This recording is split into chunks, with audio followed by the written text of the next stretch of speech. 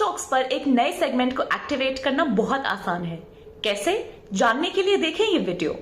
जब आप एक अपस्टॉक्स अकाउंट ओपन करते हैं तो इक्विटी सेगमेंट और बीएसई म्यूचुअल फंड डिफॉल्ट रूप से एक्टिवेट हो जाता है, तो आप इनमें तुरंत इन्वेस्ट और ट्रेड कर सकते हैं।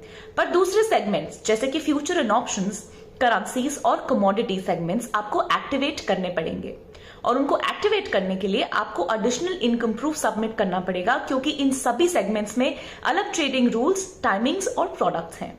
इसीलिए आपने अगर उन्हें पहले से एक्टिवेट ही नहीं किया तो उसे एक्टिवेट कैसे करें, चलो पता करते हैं। अपस्टॉक्स पर साइन इन करें, टॉप लेफ्ट कॉर्नर पर मेन्यू पर क्लिक करें, एक्टिवेट एफएनओ एमसीएक्स पर क्लिक करें। सेगमेंट के अंदर आप इनएक्टिव सेगमेंट्स को देख सकते हैं। उस सेगमेंट को चुनें जिसे आप एक्टिवेट करना चाहते हैं और एक्टिवेट सेगमेंट पर क्लिक करें।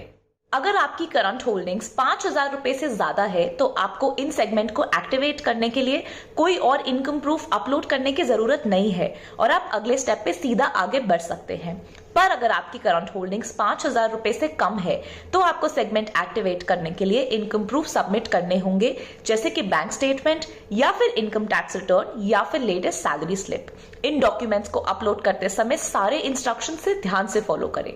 इसीलिए बैंक स्टेटमेंट कम से कम 6 महीनों का होना चाहिए और बैलेंस बैंक में कम से कम 10,000 रुपए होना चाहिए।